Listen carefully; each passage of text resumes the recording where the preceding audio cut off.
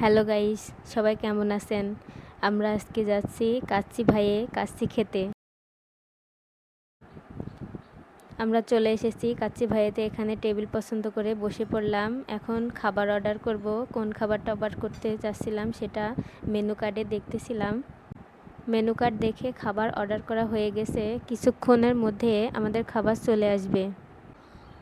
বাদামের শরবতটা খেয়ে আমি একটু টেস্ট করতেছিলাম। খেয়ে দেখলাম শরবতটা অনেক মজার এবং ঠান্ডা ছিল।